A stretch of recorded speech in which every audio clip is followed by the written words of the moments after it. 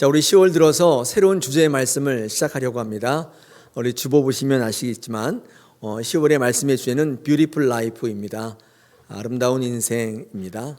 행복한 인생, 같이 그런 인생을 이루자고 말씀을 좀 나누고자 합니다. 근데 아름다운 인생이 여러분의 방법으로 이루는 아름다운 인생이 아니라 하나님의 방법으로 이루시는 아름다운 인생입니다. 또 말씀으로 도전을 받으실 때 정말 아름다운 인생 되시기를 축원합니다. 오늘 그 첫 번째 시간으로 일어나라 여기를 떠나자라는 말씀을 같이 좀 나누기를 원합니다. 요한복음 14장은요 하나님의 일을 감당할 때 이제 곧 닥칠 어려움과 고난 속에 두려워 떠는 제자들에게 주시는 일종의 위로의 말씀이고 결단의 말씀입니다. 14장의 앞에 있는 12장과 13장을 읽어보시면 그 내용들이 어떤 내용이냐면 이런 것입니다. 주님께서 곧 십자가에서 죽임을 당할 때가 곧 온다. 이게 예고하십니다. 자, 그런 가운데에서도 주님은 내가 너희를 끝까지 사랑한다 그러시면서 우리 13장의 17절 이하에 가시면 주님께서 그들의 발을 씻기시면서 이 헌신, 섬기는 것을 몸소 보여주시는 그런 장면들이 우리 오늘 본문 14장에 앞서서 미리 소개되고 있습니다. 그 중에 저의 마음을 이렇게 움직이고 감동케 했던 말씀 중에 하나가 요한복음 13장 1절인데 여러분 한번 그 앞에 있으니까 한번 쳐다보십시오. 요한복음 13장 1절에 보니까 이렇게 요한의 공동체가 예수님의 사랑을 회고하는데 6월절 전에 예수께서 자기가 세상을 떠나 아버지께로 돌아가실 때가 이른 줄 아시고 세상에 있는 자기 사람들을 사랑하시되 끝까지 사랑하시니라.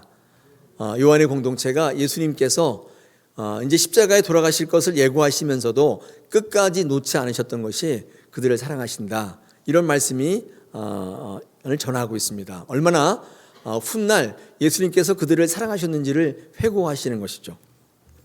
특별히 그 앞에 있는 내용들을 쭉 읽어보시면요, 이 제자 가운데 배신자가 있다고 얘기하시는 것이죠.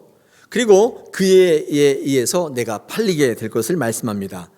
또한 그로 말미암아 주님은 장차 고난을 당하시게 되고 죽임을 당하게 된다고 예고하고 있습니다. 여러분 이 말을 들을 때 제자들의 반응은 어땠을까요? 여러분이 제자였다면 어떤 생각이 드셨겠습니까? 얼마나 황당했겠습니까? 얼마나 두려웠겠습니까? 그간 3년 동안 잘 살아보겠다고 행복해 보겠다고 주님을 쫓았던 시간들 아니었습니까? 그런데 지금에 와서 아니 배신자는 뭐고 고난당하고 십자가에서 죽임을 당한다는 말은 도대체 이게 무슨 말인가? 그렇죠? 너무나 당황스러웠을 것 같아요. 아니 그거보다도 먼저 아니 그러면 우리는 그 다음에 어떻게 되지? 아니, 주님이 그렇게 죽으시면 우리는 앞으로 어떻게 될 것인가? 뭐 이런 생각들로 머리가 굉장히 복잡했을 것 같습니다. 아니 잘 살아보겠다고 시작했던 제자 생활이었는데 뭐가 있는 줄 알고 따라왔는데 너무 황당한 것이죠. 앞날이 걱정되는 것이 힘이 걱정되는 거예요. 이거 우리에게도 던지는 질문이기도 한 것입니다. 여러분 신앙생활 왜 시작하셨습니까? 왜 교회 왜 다니셨습니까? 행복하겠다고 행복해 보겠다고 시작한 거 아닌가요? 이제 그렇게 신앙생활을 했는데 이게 행복한 생각으로 이 핑크빛으로 쭉 이렇게 가지 않습니다. 그렇죠? 어느 시점이 딱 되면 이 죽음을 예고하시는 주님을 만나게 되는 것입니다. 더불어 그것으로 끝나는 게 아니라 너희도 죽어야 한다고 말씀하시는 주님을 만나게 되는 것입니다. 만나셨습니까? 그 주님을? 그 음성을 듣고 계십니까? 여러분 어떤 반응을 보이십니까? 한마디로 말하면 땡이죠. 이거 이상 못했던 거죠. 아마 지금 신앙을 처음 시작하시는 분들은 아직 그 음성을 듣지 못하신 분이 계실 것이고 신앙의 편력이 오래되신 분들은 그 음성을 들으신 분도 있을 겁니다. 다만 수용하는가 받아들이는가의 문제인데 여러분 그래서 신앙은요 시작이 매우 중요합니다. 제가 우리 일부 예배 때 강조했는데 신앙을 시작할 때 질문이 있어야 되는데 세 가지가 있습니다. 무엇 때문에, 무엇을 위해, 무엇을 향해. 이 세 가지 질문이 반드시 있으셔야 돼요. 제가 밑줄 좀 긋겠습니다. 이 질문이 신앙을 시작하는 시점이 있어야 돼요. 한 번 더 반복할까요? 무엇 때문에? 무엇을 위해? 무엇을 향해? 네.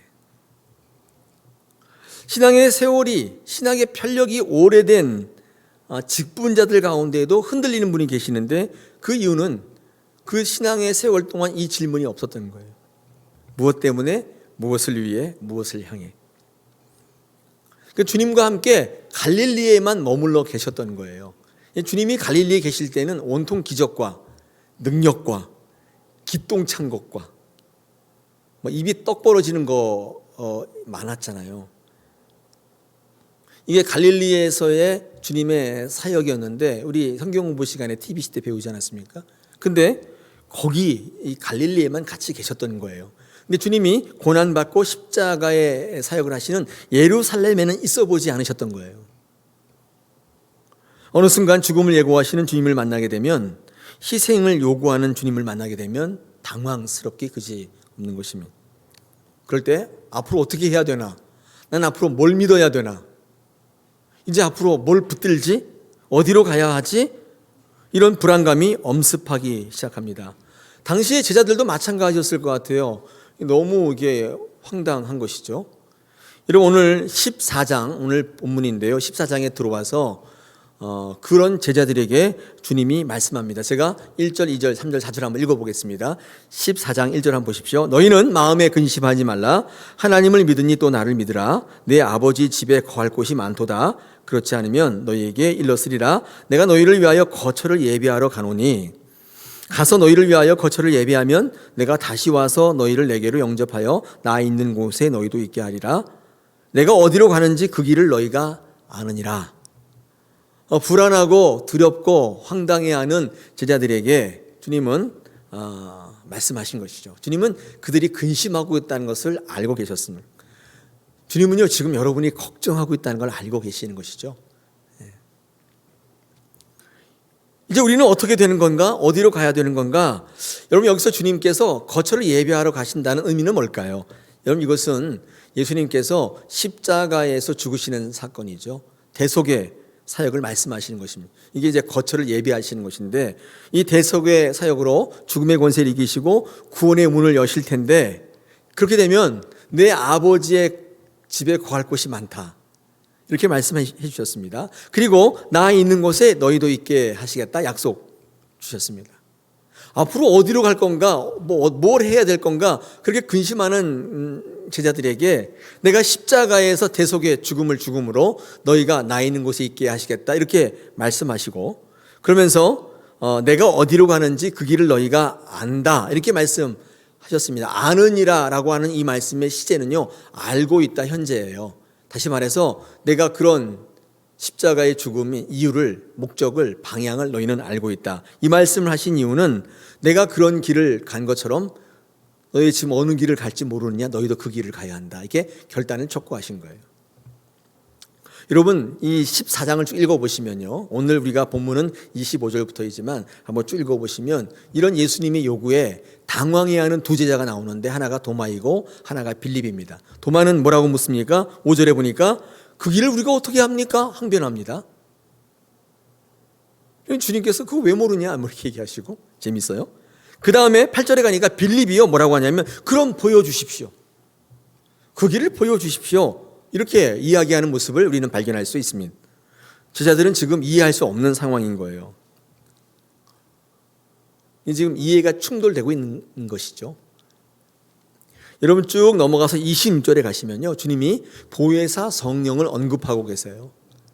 이 성령께서 임하시면 너희의 이해력의 한계를 무너뜨리게 하실 것이다, 그것을 극복하게 하실 것이라고 말씀하면서 성령을 받을 것을 요구하십니다. 여러분, 이게 주님이 하시는 말씀인데, 오늘 29절에 보니까요, 29절 본문에 이제 이렇게 말하는 것은, 내가 이런 일들을 미리 말하는 것은 그 일이 일어났을 때 너희로 함께 믿게 하려 하는 것이다. 예고를 하는 것은 믿게 하려 두려워하려고 한 게 아니라 믿게 하려 한다, 이렇게 말씀해 주시고 있습니다. 그러면서 우리 31절 오늘 주제의 말씀인데 이렇게 말씀하십니다. 오직 내가 아버지를 사랑한 것과 아버지께서 명하신 대로 행하는 것을 세상이 알게 하려 함이로라. 그러면서 일어나라. 여기서 떠나자. 이렇게 말씀하십니다. 뭐라고요? 한 분도 안 일어나시네요. 일어나라. 떠나자. 이렇게 주님께서 말씀하시는 것이죠. 두려워하고 갈 길을 몰라 방황하고 있는 제자들에게 주님은 단호하게 주문하시는데 일어나라. 떠나자. 여기를 떠나자. 이렇게 말씀하셨습니다. 도대체 어디로 가자는 말씀이십니까? 왜 여기를 떠나자고 말씀하시는 걸까요? 우리 이 말씀을 좀 같이 나누었으면 좋겠습니다. 제가 이 말씀을 딱 읽는 순간에 하나님께서 아브라함에게 하신 말씀이 생각났습니다. 이게 사실은요, 아브라함에게 하셨던 명령의 신약 버전이에요. 구약에는요, 12장 1절, 창세기 12장 1절, 2절, 3절에서 하나님께서 아브라함을 부르실 때 뭐라고 요구하십니까? 그죠? 너의 고향과 친척과 아버지의 집을 떠나 내가 내게 보여줄 땅으로 가라. 여기도 떠나가라고 말씀하시죠. 그러니까 구약이든 신약이든 하나님은요, 복 주실 때 항상 떠나가라고 하세요. 뭐라고요? 떠나가라고. 거기에 앉아서는 복 받지 못한다고 떠나가라고 말씀하시는 것입니다. 이 창세기 12장의 신약 버전이 바로 오늘 읽으신 요한복음 14장의 31절 하반절에 일어나라. 여기서 떠나라. 떠나자. 이 말씀인 것입니다. 아브라함에게 고향과 친척과 아버지 집을 떠날 것을 요구하셨는데 이 고향과 친척과 아버지 집이란 어떤 것일까요? 잘 아시다시피 여러분이 익숙했던 곳이고 편안한 곳입니다. 거기를 떠나라고 하는 것이죠. 평생 좋았던 거 있잖아요. 여러분 편한 거. 그러니까 여러분이 추구하고 여러분이 아름답다고 생각하고 편하다고 생각하고 행복하다고 생각했던 것들로부터 그것이 목적이든 꿈이든 여러분 삶의 습관이든 생각이든 여러분이 의지했던 사람이든 물질이든 간에 하나님의 복을 얻기를 원한다면 두려워하지 않고 구원을 얻기를 원한다면 떠나라고 말씀하시는 것이죠. 그것으로부터 떠나라고 말씀하십니다. 붙들고 있는 게 아니라 떠날 때에 복이 임한다고 말씀합니다. 우리는요 이렇게 꽉 붙들고 있으면 복이라고 생각하지 않습니까? 그렇죠? 건강이 있을 때 건강을 잘 유지하는 게 복이라고 생각하고 물질이 한번 딱 들어오면 어떻게든지 간에 안 나가게 딱 붙잡고 있는 거 이게 복이라고 생각하는데 이상하게 주님은 구약이든 신약이든 하나님의 복을 얻기를 원하느냐? 그러면 고향과 아비와 친척 아버지 집을 떠나라고 얘기하는. 우리 신앙생활 하다 보면요 본문 오늘 말씀처럼 제자들처럼 기대가 무너질 때가 있습니다. 그토록 바라고 원했는데 자 이제 내가 너희에게 많은 것을 주리라 이렇게 얘기할 줄 알았는데 오늘 갑자기 배신자의 얘기를 하시고 오늘 갑자기 나를 팔 자가 있다고 얘기하시고 나는 십자가에 못 박혀 죽을 것이다 이렇게 이야기하실 때가 있는 것입니다. 그럴 때를 만나게 된다고 말씀드렸죠. 아브라함 같은 경우는 나이 75세면 이제 다시 고향으로 돌아갈 나이인데 오히려 고향을 떠나야 한다니요. 그렇죠? 그게 보여줄 땅으로 가라니요. 참 힘든 상황이죠. 아브라함은요 그 명령에 순종했지 않습니까? 여러분 생각해 보십시오. 그 명령에 순종해서 얻은 땅이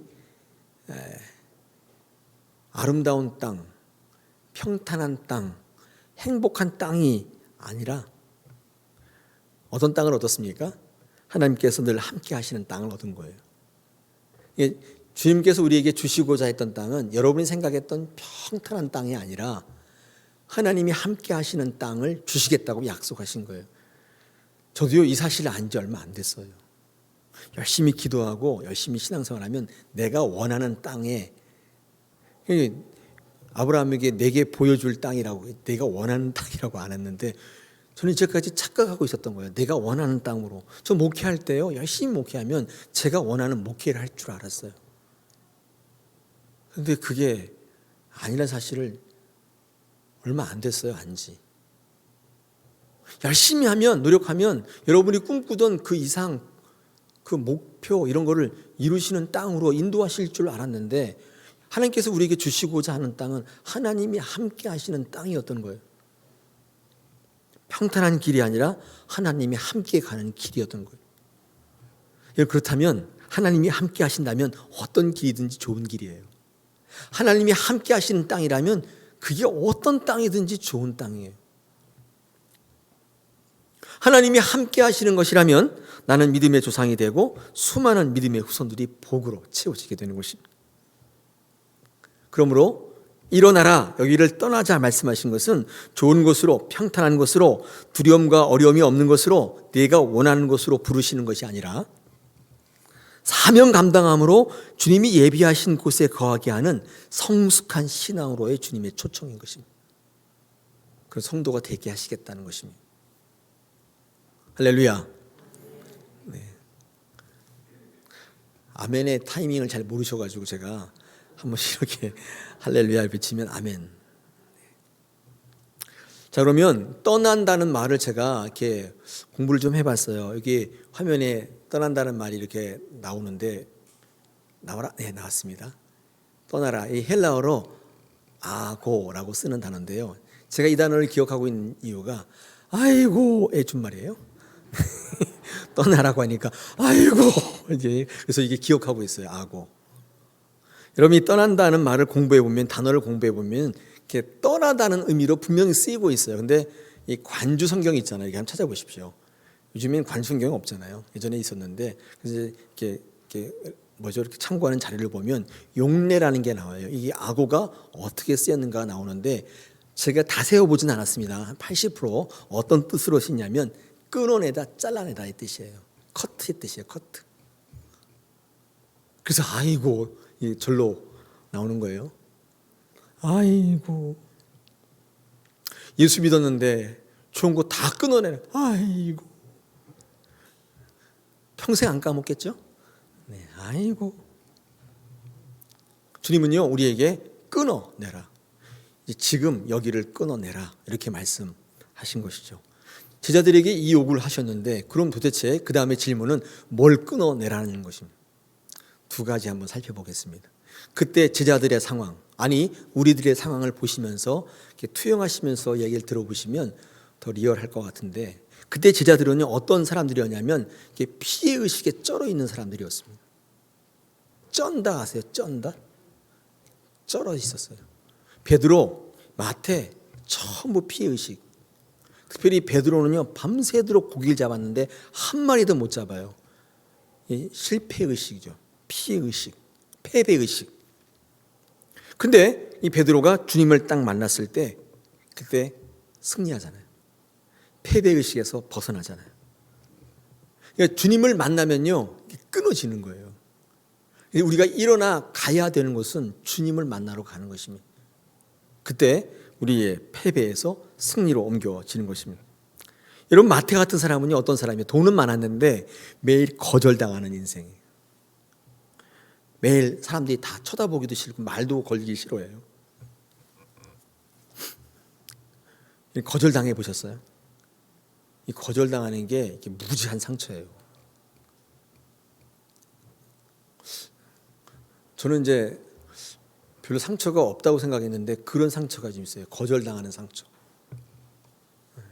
목회하다 보면 이 거절당하는 상처가 좀 크거든요. 여러분은 잘 모르시겠지만 지게 상처를 주지 마십시오. 이런 청년들이요 취업을 하는데 원서를 뭐 100통 냈다, 면접을 몇십 번 했다, 이런 청년들이 있잖아요. 그 청년들이 웃고 있지만 그 안에 엄청난 패배의식이 있습니다. 이 거절당하는 게 엄청난 상처예요. 했는데 결과적으로 떨어져요. 그게 뭐예요? 나 너 싫다는 거 아니에요? 필요 없다는 거 아니에요? 그때 한두 번, 세 번, 네 번 자꾸 이 거절당하면요 사람이 병들게 되어 있습니다. 그래서 자꾸 실패하면 참 문제가 커지는 것 같아요. 여러분, 마태가 수많은 사람이 거절당하는 인생이었어요. 그러니까 그 당시에 거기에 있었던 제자들은 실패하거나 거절당하거나 뭐 이런 사람들로 가득 차 있었습니다. 그들에게 뭘 요구하시냐면 그거 끊어내라는 거예요. 실패의식으로부터 나오라는 거예요. 여러분, 그거 나오려면 어떻게 해야 돼요? 주님을 만나는 현장으로 가셔야 돼요. 주님을 만나는 것 외에는요, 방법이 없어요. 여러분, 이 땅은요, 죄 많은 땅이잖아요. 죄 많은 땅이라는 게 뭐냐면, 여러분 알아듣기 설명해 드리면, 재화와 용욕이 제한되어 있다는 뜻이에요. 옛날에 예덴 동산에는 그런 게 없었어요. 풍부했거든요. 그러니까 경쟁할 필요도, 면접 볼 필요도 없어요. 근데 이 땅은 죄악이 다스리기 때문에, 있기 때문에 그 재화와 용욕이 한정되기 때문에 경쟁해야 돼요. 그러니까 반드시 거절의 경험이 있어요. 실패의 경험이 있단 말이죠. 근데 그게 상당히 힘든 겁니다. 여러분, 그러므로 주님을 만나는 사건이 굉장히 중요합니다. 교회 오시면 주님을 꼭 만나고 가셔야 돼요. 오늘 교회 오셨잖아요. 왜 오셨어요? 주님을 만난다는 것은 말씀으로 만나는 것입니다. 말씀을 듣고 깨닫고 결단하는 게 주님을 만난다는 표현이죠. 주님을 어디서 만나요? 말씀에서 만나는 것입니다. 여러분, 그래서 주님을 만나고 말씀을 만날 때, 그때 그 말씀이 지배하고 통치함을 체험할 때, 그때 실패에서, 거절의 상처에서 어디로? 승리로 옮겨지는 것입니다. 여러분, 주님께서 불안해하고 당황해하는 제자들에게 끊어내라. 실패의식에서, 거절당하는 패배의식에서 끊어내라 말씀합니다. 그리고 주님을 만나고 주의 말씀의 통치를 받으라고 그렇게 말씀해 주신 것입니다. 여러분, 하나님의 말씀의 통치, 이런 얘기를 요즘에 자주 하는데, 어떤 분이 저한테 그렇게 얘기하시더라고요. 그거 말씀은 참 좋은데 그게 참 힘들대요. 잘 안 된대요. 물론 안 됩니다. 그게 내가 이제부터 주의 말씀의 통치를 받겠다 그럼 됩니까? 안 되죠. 여러분, 이렇게 이해하시면 됩니다. 내가 100% 주의 말씀대로 살아가는가? 그걸 생각해 보니까 안 그런 모습을 발견할 때 실망하고 좌절해서 나는 안 되나 보다. 이게 또 패배의식 아니에요? 근데 그렇게 하지 마시고 이렇게 한번 생각해 보시면 어때요? 여러분, 방향을요, 올바로 잡는 것으로. 요거는 할 수 있어요.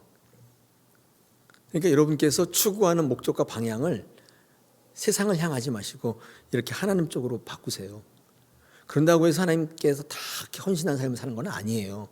근데 방향이 바뀌면 반드시 언젠가는 글로 가요. 다시 한번요. 반드시 언젠가는 글로 가요. 지금 당장은 아닐 수 있어요. 제가 예전에 한번 설명했던 거 기억나세요? 이렇게 쫙 경부선이 있는데 어떤 사람은 수원에 기차를 타고 있고 어떤 사람은 대구에 기차를 타고 있는데 어떤 사람이 질문했어요. 누가 서울에 가깝게 있냐? 누가 가깝게 있어요? 수원에 기차를 타고 있는 사람이 가깝게 있나? 이렇게 말하면 안 된다고 그랬어요. 그 질문에 답을 하려면 반드시 전제가 있는데 방향을 얘기해야 돼요. 수원에 있는 사람이라 할지라도 부산행 열차를 타고 있으면 지금 당장은 서울에 가깝게 있을지 모르지만 시간이 지나면 반드시 그는 하나님과 멀어져요. 서울과 멀어지게 돼 있고 지금 대구에 있지만 멀어 보이지만 전혀 관계없는 것처럼 보이지만 근데 방향을요 서울행 열차를 타고 있으면 시간의 문제예요. 반드시 서울로 오게 돼 있는 것입니다. 맞나요? 신앙은 방향 설정이 굉장히 중요해요. 그게 전부라고 해도 과언이 아니에요. 우리는 연약하기 때문에 지금 당장 하나님의 지배를 받지 못해요. 말씀의 지배 못 받을 수 있어요. 머리는 이해했는데 삶이 그렇게 안 될 때 또다시 패배에 빠지는 거예요. 그렇게 하지 마시고 방향과 이 목적을 똑바로 해요. 자세와 태도를 올바로 하시는 거예요. 이게 신앙의 전부예요. 전부라고 해도 과언이 아니에요. 그것도 어려우시다고요? 하실 수 있어요. 그건 하실 수 있어요. 여러분, 돈 버는 목적을 분명히 하나님께로만 해보세요. 돈 벌지 말라는 게 아니에요. 그러면 방법이 가려지고 수단이 거룩해지고 하나님께로 그 돈 버는 일로 인해 하나님께 조금씩 가까이 가게 돼요. 근데 방향을 세상 쪽으로 틀면요, 돈은 벌릴지 모르는데 계속 하나님과 멀어지게 돼요. 방향이 틀렸기 때문에. 이렇게 하면 이해해 보시면 나 할 수 있겠다. 그 생각이 좀 드십니까? 내가 그거는 할 수 있겠다. 오늘 그 결단만 하시더라도 굉장히 유익한 시간일 거예요. 내가 다 지배받고 하나님께서 원하는 대로 살고 이렇게는 못하더라도 내가 자세만큼은, 태도만큼은 똑바로 하겠다. 한번 결단해 보십시오. 하나님께서 여러분에게 끊어내라고 하시는 것이 실현되는 순간일 겁니다. 두 번째로 끊어내는 게 하나 있는데 그게 뭐냐면 이기심과 욕심입니다. 여기서 떠나자 이렇게 말씀하셨던 것은 여기에 니네가 근심하고 있는 그 속성이 나는 어떻게 되지? 나는 무엇을 얻게 되지? 나는 뭘 잃어버리게 되지? 이런 생각이죠. 이기심, 욕심, 내가 챙겨야 될 것들, 이런 것들로부터 끊어내라는 것입니다. 여러분, 예루살렘이란 말의 뜻이요, 이게 평안의 도시란 뜻인데 이 샬렘은 샬롬에서 왔죠. 근데 예루살렘이 궁극적으로 정말 평안의 도시가 된 것은 예수 그리스도의 희생으로 말미암아 된 것입니다. 희생으로 선포된 평안이에요. 그러니까 정말 평안은 희생으로부터 오는 것입니다. 희생으로 올 때 평안이 와요. 지금 예루살렘은 모르겠습니다. 근데 예루살렘이라는 도시 이름 자체가 그렇습니다. 여러분, 오늘 14장 30절에 보니까 내가 더 이상 말을 하지 않겠다고 말씀하시는 주님의 선포를 우리는 들을 수 있는데, 여러분이 더 이상 말을 하지 않겠다는 주님의 선포는 무슨 뜻이냐면 내가 직접 행동하겠다는 뜻이고, 이 행동이라는 것은 어떤 행동이냐? 희생하시겠다는 뜻입니다. 헌신하시겠다는 뜻을 우리는 받을 수 있습니다. 예수님은 재판을 받으실 때에도 한마디도 안 하셨고, 베드로가 3번 부인할 때도 그냥 물끄러미 쳐다만 보셨고, 십자가에 달리셔서 조롱받고 멸시당할 때에도, 때릴 때에도 아무 말씀하시지 않았습니다. 아무 말씀하지 않는 다음에 예수님의 행동은 희생과 헌신과 죽어주심이었습니다. 그러니까 아무것도 안 하시겠다, 아무 말도 안 하시겠다는 것은 희생하시겠다는 뜻이겠죠.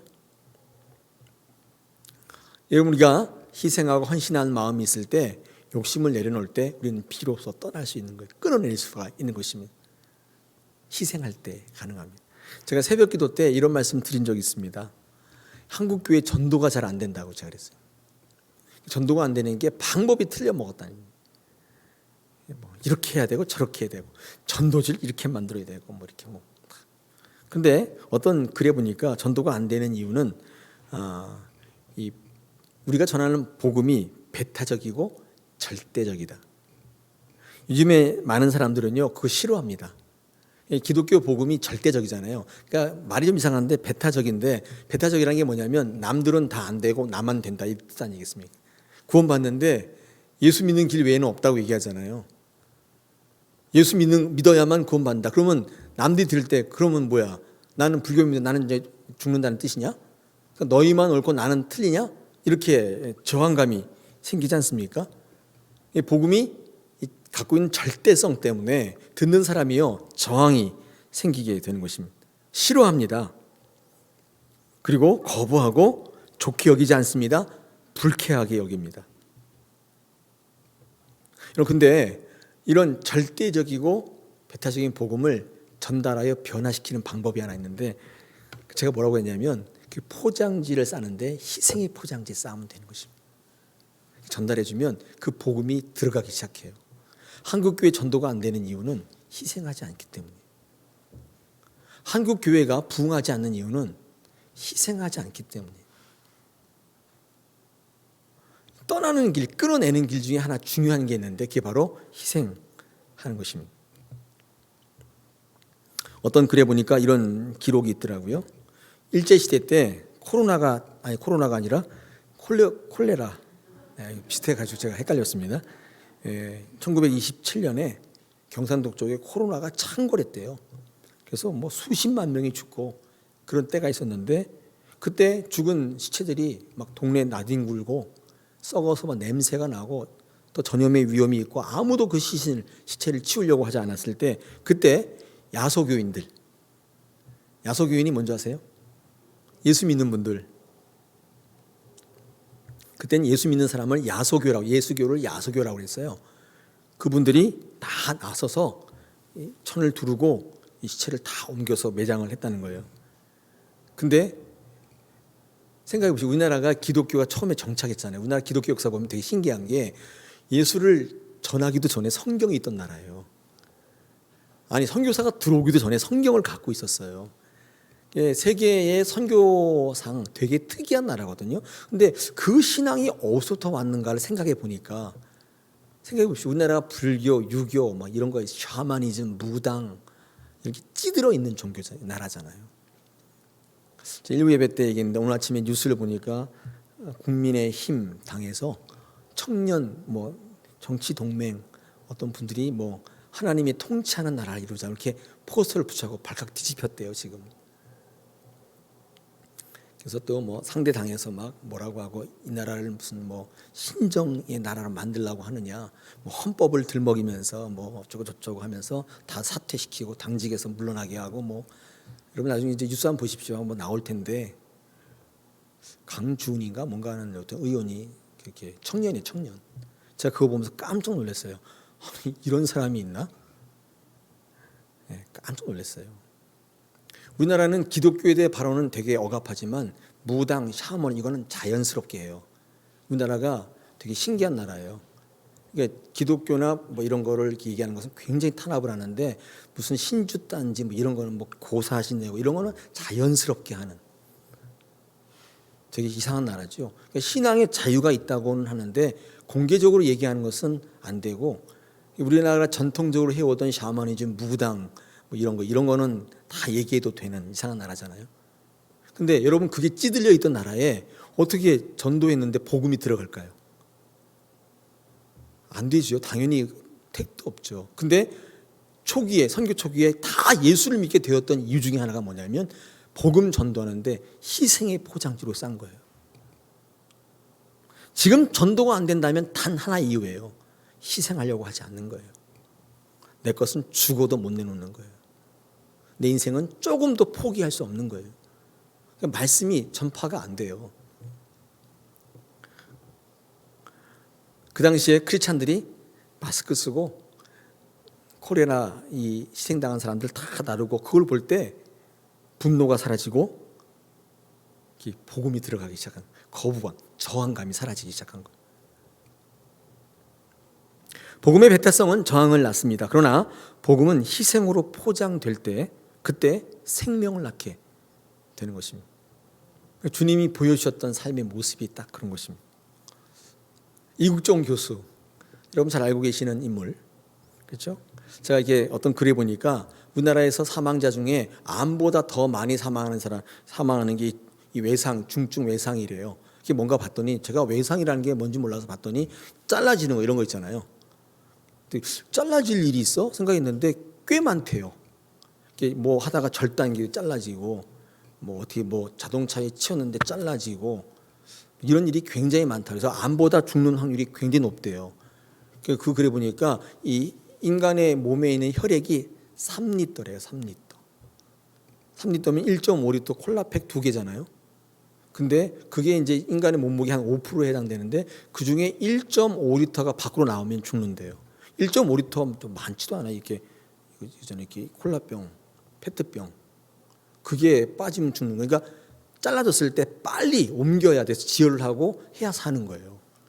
그래서 이제 외상센터를 만들자고 이 사람이 주장을 하고, 그래서 이제 어디 있으면 빨리 와야 되니까 응급 헬기 만들자고 막 주장하는데 세상에 막 소음 때문에 안 된다고 집 주변에 막 민원 넣고 막 헬기 나는 거 막 프로펠러 도니까 막 바람 일고 모래 일고 옆집에 김밥집이 막 민원 넣고 김밥에 모래 들어간다고 막 민원 넣고, 그러니까 이 사람이 이국정 교수가 국회에서 그랬나 어디서 이런 나라가 다 있냐고, 이런 병원이 다 있냐고 막 돌직구 막 날리는 거예요. 거침없이 막 비판합니다.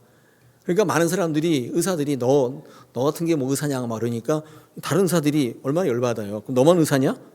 너 혼자 잘났냐? 이렇게 막 저항하는 것이죠. 막 되묻고. 그래서 국회에 나와서는 이런 나라가 다 있냐고, 왜 예산 삭감하냐 이러면서 막 하잖아요. 병원은 또 그거 민원 들어서 장사 안 될까 봐 응급회계 다 취소하고 이렇게 하는 거 보면서 이 교수가 막 험한 직언을 막 하는 것이죠. 여러분, 그런데 그 사람의 직언이 받아들여지는 이유가 있습니다. 그건 그의 헌신, 희생 때문이라는 거예요. 제가 그게 보니까 이렇게 돼 있더라고요. 뭐 사실이 제가 확인 안 해봤는데 그분은 저녁이 있는 삶을 살아본 적이 없대요. 1년에 단 몇 번만 집에 들어간대요. 사명감으로 뭉친 수십 명의 팀원들이 그런 삶을 살고 있대요. 그런 희생이 있기 때문에 그의 배타적 메시지 사람들이 귀를 기울이기 시작하는, 듣기 시작한다고 그래요. 제가 그 얘기를 듣고 보니까 그런 것 같아요. 여러분, 주장할 것이 있습니까? 희생하셔야 돼요. 삶으로 보이셔야 돼요. 뭔가를 주장하실 논리가 있어요? 정당성이 있습니까? 그러면 여러분이 먼저 보여주셔야 돼요. 희생하셔야 돼요. 안 그러면 공허할 뿐입니다. 저항이 생겨요. 받아들이질 않는 거예요.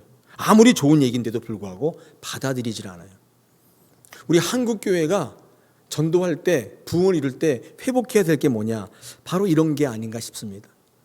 저는 이 설교를 준비하면서 저의 모습도 돌아보면서 나는 과연 하나님의 나라를 위해서, 성도를 위해서 뭘 희생하고 있는가를 묻게 되고, 제가 침 튀기면서 열내면서 설교하는데 이게 변화를 일으키지 못한다면 똑같은 이유일 것입니다. 우리 교회가 24년 돼도 자라나지 못하는 이유가 있다면 똑같은 이유일 것입니다.